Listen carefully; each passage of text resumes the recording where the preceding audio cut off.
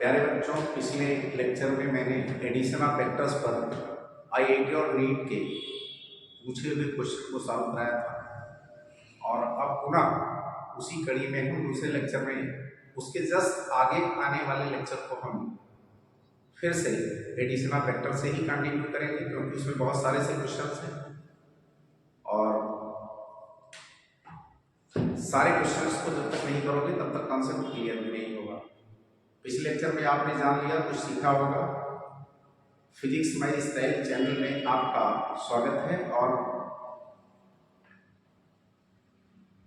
आप इसको लाइक करें या सब्सक्राइब करें, लेकिन देखें जरूर, ठीक है।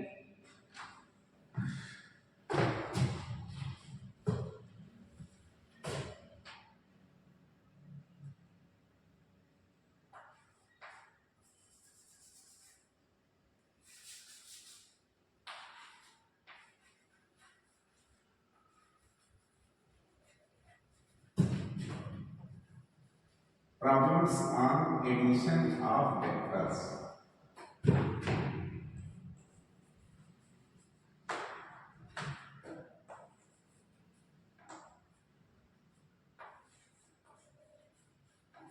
Vectors.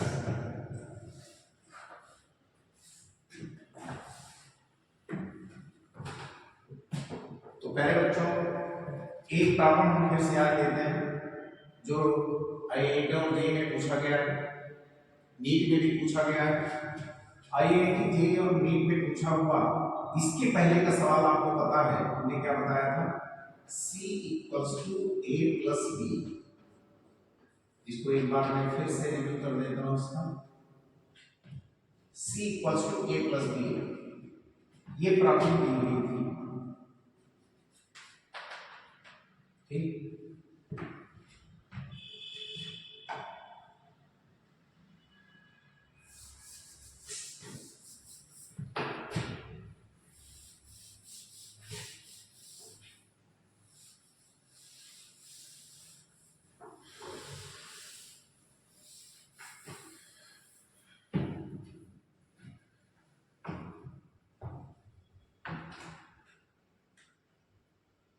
प्यारे बच्चों, fix my style YouTube channel में आपका स्वागत है और पिछले लेक्चर में हमने आईआईटी और नीट में पूछे गए कुछ प्रॉब्लम्स, क्या एक ही प्रॉब्लम सॉल्व कराई थी और उसको दो तरीके से सॉल्व कराया था। एक मैथमेटिकल मेथड था और एक फिजिकल मेथड था। बिल्कुल उसी सिलसिले में आज मैं दूसरा क्वेश्चन भी बताऊंगा और आप जल्दीबाजी में कीजिएगा, समझने की और सीखने की कोशिश कीजिएगा। आप अपनी प्रॉब्लम को दूर करने की कोशिश कीजिए। इसके पहले जो हमने प्रॉब्लम बताई थी उसमें क्या था? उसमें था given vector C = A + B and mod of A = mod of B = mod of C, ये दिया हुआ था। और क्या कैलकुलेट करने के लिए कहा था? Find angle between vector A and B and C and C and K। तो मैंने इसको बता दिया था फिजिकल मेथड से। ध्यान दो, फिजिकल मेथड क्या था? मैथमेटिकल मेथड बहुत लंबा था, फिजिकल मेथड बहुत आसान सा था कि हमने बताया था कि एक वेक्टर A अगर तीनों बराबर है तो ऐसे समझ लो कि पहली बात तो ये एक इक्विलेटरल ट्रायंगल बना दो और इनमें से एक A वेक्टर है, A के हेड पर कौन रखा हुआ है? B का टेबल किया है। रिजल्टेंट क्या होगा? क्योंकि A में B को जोड़ने के बाद रिजल्टेंट क्या आता है? A के टेल से B के हेड को मिलाने वाली लाइन वेक्टर C कहलाती है। C को रिजल्टेंट वेक्टर C कहते हैं, C कहते हैं। अब ध्यान दो, इसमें बहुत आसानी से देख लिया था हमने। A की डायरेक्शन ये, B की डायरेक्शन ये, दोनों के बीच का एंगल, चूंकि ये इक्विलैटरल ट्रायंगल है, ये मैंने कहा था 60 डिग्री 60 डिग्री और ये 60 डिग्री है, ठीक।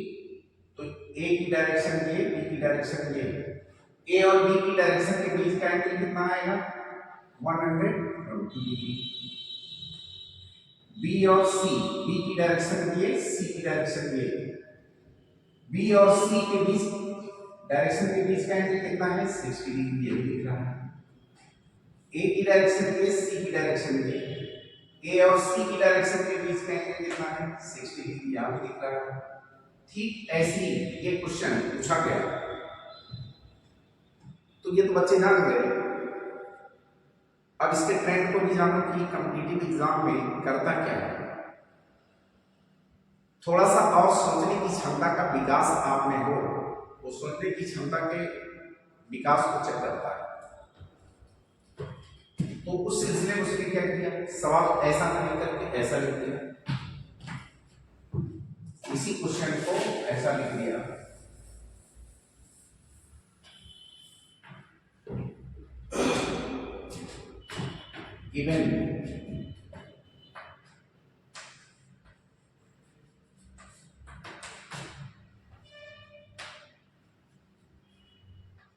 given vector a plus b plus c equals to क्या लिखा 0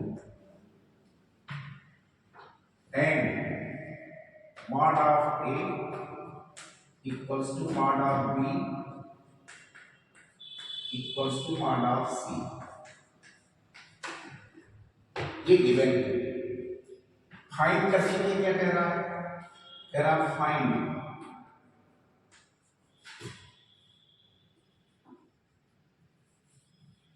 एंगल्स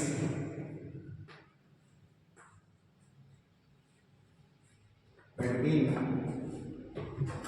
किसके किसके बीच का एंगल, पहला पूछा वेक्टर ए एंड बी, दूसरा पूछा वेक्टर बी एंड सी, तीसरा पूछा vector C and A, vector C and vector A. तो फिर हम कैसे सॉल्व करते हैं, हमारे पास तो फार्मूले हैं, अगर उन फार्मूलों का यूज करेंगे तो फिर इस सवाल को कैसे करेंगे, बहुत लंबा होगा, मैं करके दिखाता हूँ। फिलहाल कुछ स्टाइल में पहले आप लंबी वाली स्टाइल देखिए, ये 11th और 12th के बच्चों के काम का है, क्योंकि उन्हें लिख के दिखाना पड़ता है मैथमेटिकल प्रोसेस। लेकिन कॉम्पिटिटिव बच्चों के लिए किसी भी प्रोसेस को लिख के दिखाने की जरूरत नहीं है। हमें जरूरत किस बात की है, क्वेश्चन पढ़ें समझें और जितना जल्दी हो उतना जल्दी टिक मार के आगे बढ़े, जितना जल्दी हो उतना जल्दी टिक मार के आगे बढ़े। ठीक, तो देखो हम दोनों विधि बताएंगे, इसका सॉल्यूशन ये है। गिवन क्या है हमारा, पहला पार्ट समझ लो, पढ़ना है आपको। दिया हुआ क्या है, पहले इसको लिख लें इत्मीनान से, a plus B plus C equals to क्या 0, लिख लिया ना 0। अब कह रहा है a और b के बीच का, पहले पार्ट में क्या कह रहा है, a और b के बीच का एंगल बताओ भाई। तो क्या करना है, a और b को एक ही साइड में रहने दो, c को उधर ट्रांसफर करो, तो आएगा क्या c माइनस c, क्या आएगा माइनस। प्योर अलजेब्रा के स्टाइल में ट्रांसफर करना है, ये वेक्टर अलजेब्रा है, इसमें भी rules of transfer of physical quantity वही होते हैं। c को उधर ट्रांसफर करेंगे तो क्या आएगा माइनस c। सुविधा के लिए हम इसको माइनस c इधर कर लेते हैं, माइनस c इधर कर लेते हैं और a प्लस b उधर कर देते हैं, तो ऐसे लिखेंगे a प्लस b। अब क्या करेंगे, दोनों साइड का क्या करेंगे, स्क्वायर करेंगे, ठीक है। तो हम लिखेंगे squaring both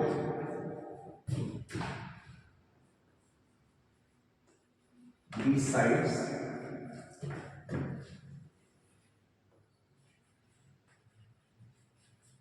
of ever equation के दोनों साइड का स्क्वायर कर दो, क्या मिलेगा माइनस c का स्क्वायर। इधर क्या लिखेंगे, ये भी ऐसे ही है, इसको भी कर देते, ए प्लस बी का स्क्वायर। अब आपको पता है किसी भी वेक्टर का स्क्वायर जब किया जाता है तो ध्यान देना ये हमेशा ए डॉट ए जैसा लिखा जाता है, और अगर मैंने इसका स्क्वायर किया है मुझे क्या लिखना पड़ेगा, vector c minus vector c dot minus vector c, इन दोनों का डॉट लिया है मैंने। ठीक इसी प्रकार से a plus B, vector a plus vector b का स्क्वायर किया क्या लिखेंगे, vector a plus vector b, ऐसे एक लिखेंगे। फिर यहां डॉट लगाएंगे, इसी रूट के डॉट लगाएंगे, क्या लिखा जाएगा a प्लस बी, फिर यहां पर भी a प्लस बी। उसके बाद इसको देखो, माइनस माइनस का प्रोडक्ट क्या आता है प्लस, और सी डॉट सी क्या आता है, इसको समझो। A dot A equals to क्या होता है, पता होगा डॉट प्रोडक्ट के प्रॉपर्टी में ये आता है मॉड ऑफ ए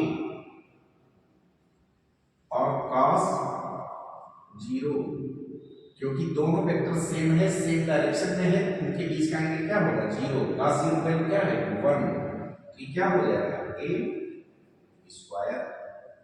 ठीक ऐसे माइनस माइनस का क्या होगा प्लस, सी डॉट सी का क्या होगा सी स्क्वायर। इधर आ जाइए, a डॉट a का क्या होगा a square, plus a dot b का क्या होगा, यहां डॉट के बीच में a डॉट b का क्या होगा, इसी तरीके से a का स्क्वायर था, a डॉट a था a cos 0, अब क्या होगा a डॉट b का क्या होगा, इसको लिखेंगे a b cos, यहां 0 नहीं लिखेंगे बेटा, क्यों, क्योंकि दोनों वेक्टर अलग अलग हैं तो दोनों की दिशा भी अलग अलग हो सकती है, तो इसलिए यहां पर थीटा लिखेंगे। यहां क्या लिखेंगे b का b के साथ डॉट प्रोडक्ट, b का a के साथ डॉट प्रोडक्ट, a के साथ लिखेंगे क्या होगा ba, क्या लिखेंगे ba cos थीटा, और b के साथ लिखेंगे यहां आएगा क्या b स्क्वायर। इसको हम सिंपलीफाई कर लें तो आएगा c square equals to a square plus b square, और यहां ले आएंगे, यहां क्या आएगा 2ab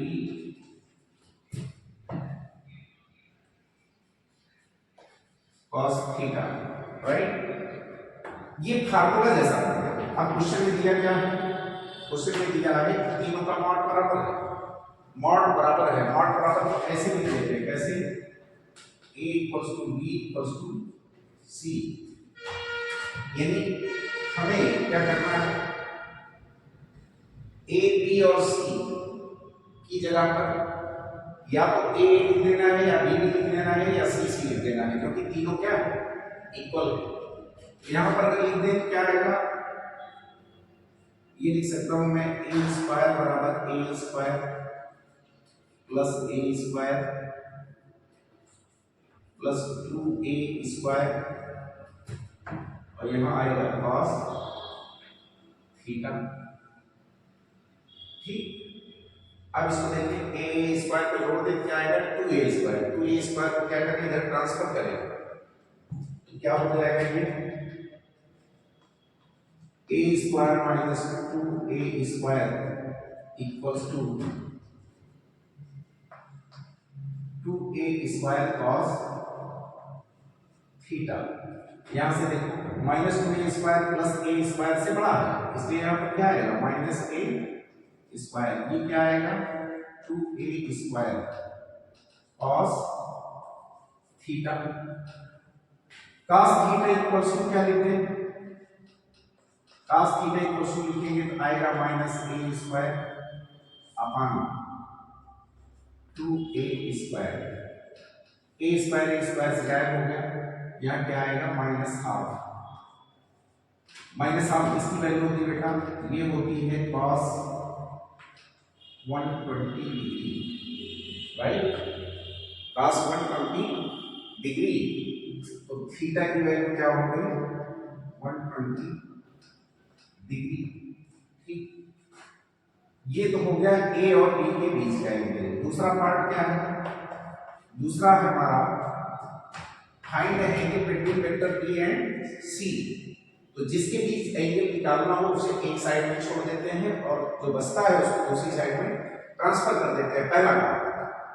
तो बी और सी के बीच निकालना है, ऐसी बात है, हम बी और सी को एक तरफ रख देते हैं और ए को इधर ला देते हैं, तो आएगा माइनस ए हो जाएगा,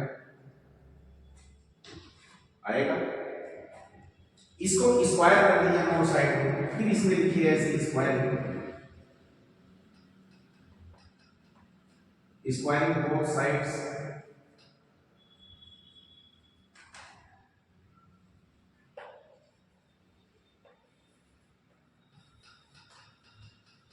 of above equation, squaring both the sides of above equation. फिर ये ऐसे होगा minus a square equals to b plus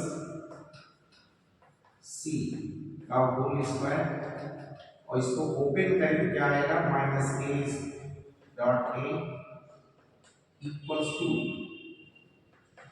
B plus c. ये एक वेक्टर क्वांटिटी होगी, इसके बीच में डॉट, यहां फिर लिखोगे बी प्लस सी,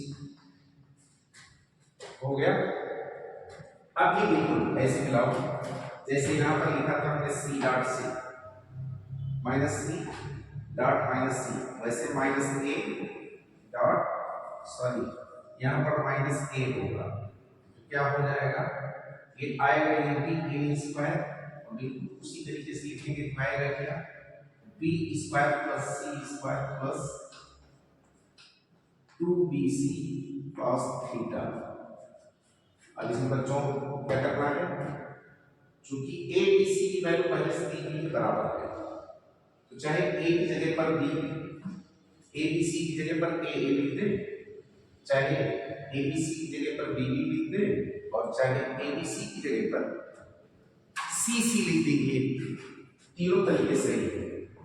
तो हम मान लो a ही लिख रहे हैं, ठीक है, तो फिर ये सॉल्व करेंगे, तो a square equals to a square plus a square plus 2a square cos theta आएगा, और याद रखो a स्क्वायर ऐड करेंगे क्या होगा 2a स्क्वायर, और इधर ट्रांसफर करेंगे क्या आएगा minus 2a square. Minus 2a square में से a स्क्वायर सब्ट्रैक्ट कर देंगे, घटा देंगे, क्या आएगा माइनस a स्क्वायर, और ये वैल्यू होगी कितनी plus 2a square cos theta. अब देखो cos थीटा इक्वल्स टू क्या आएगा, cos थीटा इक्वल्स टू आएगा minus a square upon 2a square, और a स्क्वायर से बेटा क्या होगा मर गया, बचेगा क्या है माइनस 1/2, माइनस 1/2 कास में किसकी वैल्यू होती है, माइनस 1/2 कास में वैल्यू जो होती है वो होती है cos 120 डिग्री। थीटा बराबर क्या आ गया 120 डिग्री, बिल्कुल सही, बिल्कुल सही सर, 120 डिग्री क्या है। तीसरा सवाल क्या है, तीसरा पार्ट इसका है, हमसे कह रहा है C और A के बीच का एंगल कितना होगा, C और A के बीच के एंगल को निकालना है, तो C और A को एक साइड में छोड़ दो, B को उधर ट्रांसफर कर दो, B को उधर ट्रांसफर करेंगे तो क्या आएगा माइनस B, क्या आएगा माइनस B। अब इसे क्या लिखेंगे minus B equals to C plus या A प्लस C, इसे भी अगर हम स्क्वायर करेंगे, ठीक है, squaring both the sides sides b get, दोनों साइड का स्क्वायर करें, क्या मिलेगा हमें? यही मिलेगा minus b square equals to a plus c का स्क्वायर। और ध्यान से देखो बच्चों, ये भी ऐसे ही मिलेगा हमें। इसको अगर लिखने सब पहले से पढ़ चुके हो, बिल्कुल वैसे ही है ये भी। तो इसको हम लिख सकते हैं क्या? B square equals to A square plus C square आएगा और प्लस 2ac cos थीटा। यहां थीटा क्या है? थीटा ए और सी के बीच का एंगल है। मैंने कहा था दो वेक्टर जो एक साइड में होंगे उन्हीं के बीच का एंगल थीटा होता है, ठीक है। तो यहां पर थीटा क्या है? ए और सी के बीच का एंगल है, ठीक है।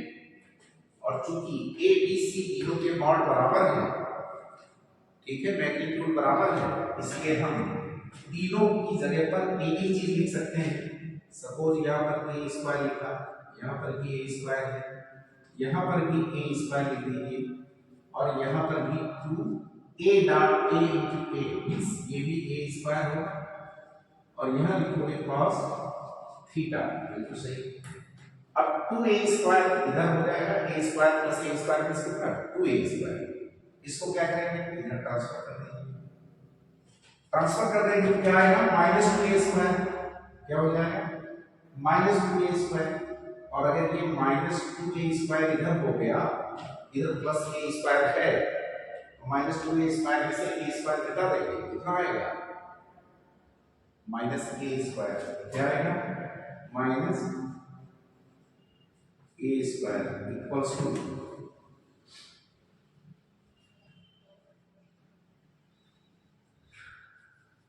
cos theta. अब ध्यान से देखो, यहां से भी cos थीटा कितना है? cos थीटा आया माइनस a स्क्वायर, ये कितना है?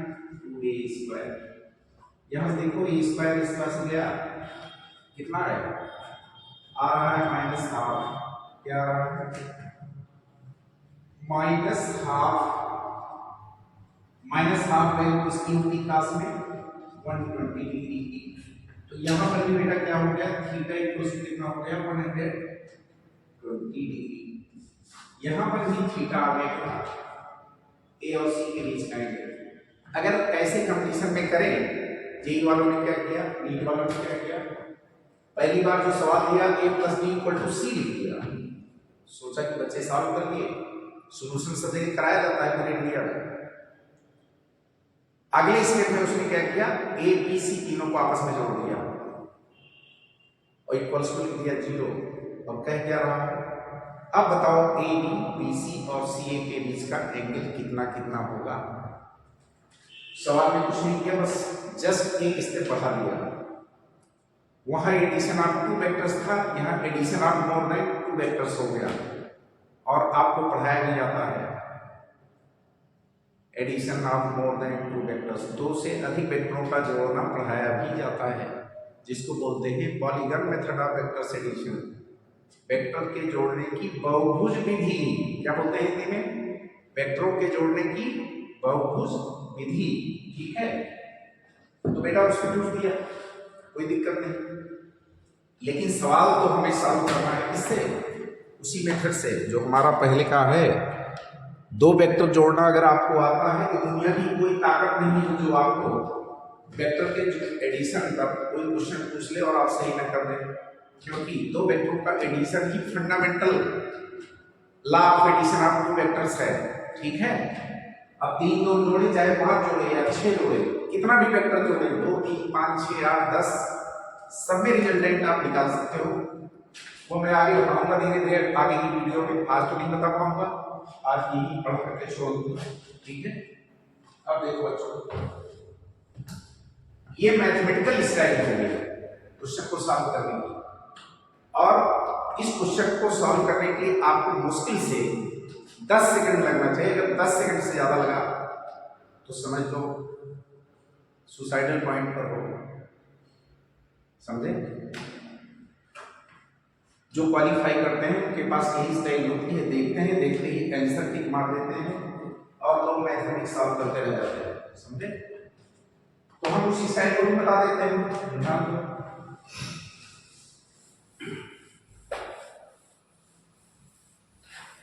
ये पहला मेथड था। वो फिजिकल मेथड जो है वो मैं बता रहा हूं सेकेंड मेथड। कौन सा मेथड? सेकेंड मेथड, या इसको फिजिकल मेथड कहते हैं। इस मेथड से कैसे करोगे? ध्यान दो, साफ साफ लिखा हुआ है, ए में बी को जोड़ा गया, बी में सी को जोड़ा गया, और आगे और लिखा है बराबर जीरो आया। जीरो का मतलब जब हम दो वेक्टर जोड़ते हैं तो ऐसे जोड़ते हैं, ए के हेड पर बी का टेल रखते हैं, ऐसे खींच देते हैं। रिजल्टेंट कहां जाता है बेटा? ए के टेल से बी के हेड को मिलाने वाली लाइन क्या बताती है? रिजल्टेंट। इसी को बोलते हैं c equals to a plus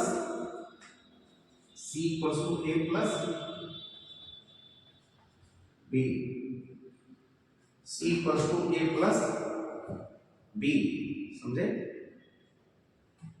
अब एक चीज देखो, यहां तो भाई जीरो नहीं हुआ, ए का टेल यहां है, ए का टेल यहां है और बी का हेड यहां है, तो साफ साफ दिख रहा है ए के टेल से बी के हेड को मिलाने वाली लाइन कुछ लंबी दिख रही है। इसका मतलब रिजल्टेंट का मैग्नीट्यूड जीरो नहीं है, रिजल्टेंट का मैग्नीट्यूड जीरो नहीं है।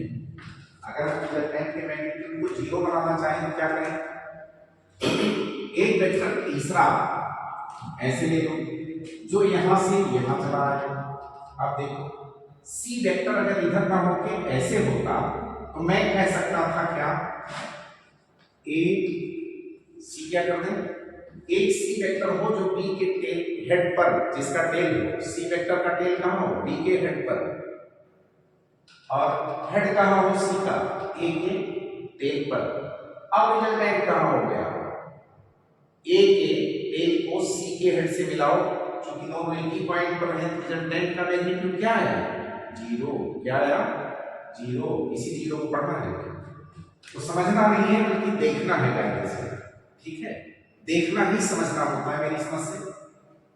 अब एक चीज ध्यान दो, अगर मैंने ऐसे बना दिया a प्लस बी प्लस सी तो ठीक है भाई, तो एक बात तो इसमें दिख रही है, इस फिगर से लगा है क्या? a plus B plus C equals to zero. लेकिन एक बात और दिया है सवाल में, इतना ही नहीं, ए बी और सी तीनों का मैग्नीट्यूड क्या है?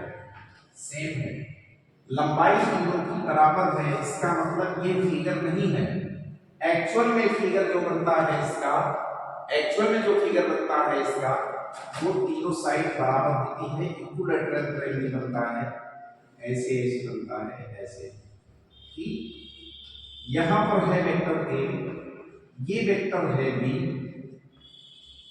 और बी के हेड से सी का टेल रख के ड्रा किया। सी का टेल कहां आया? सी का टेल यहां आया, लेकिन जीरो तो अभी भी है। इसमें भी a plus B plus C equal to zero, इसमें भी a plus B plus C equal to zero, लेकिन ये सही है। क्यों?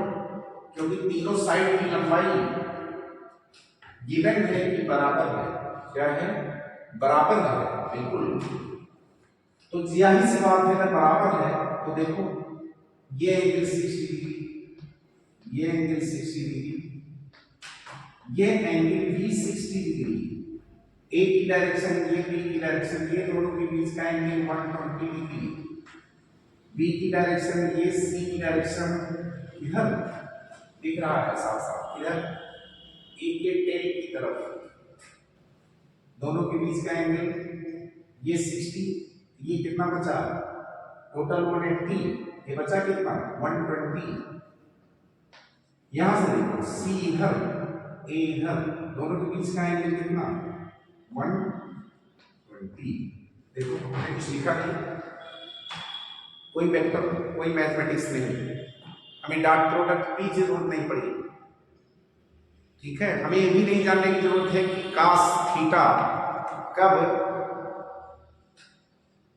cos थीटा की वैल्यू अगर -½ है तो उसकी वैल्यू एंगल में कितनी होनी चाहिए? 120 डिग्री सबकी जरूरत नहीं है, किसी ट्रिग्नोमेट्री की जरूरत नहीं है, उसमें आपको डॉट प्रोडक्ट भी आना चाहिए, इसमें आपको ट्रिग्नोमेट्री की वैल्यूज भी आनी चाहिए। ठीक है, तो याद रखो ये मेथड सबसे आसान मेथड है। ठीक है बच्चों, thank you very much for watching my style channel, physics my style channel.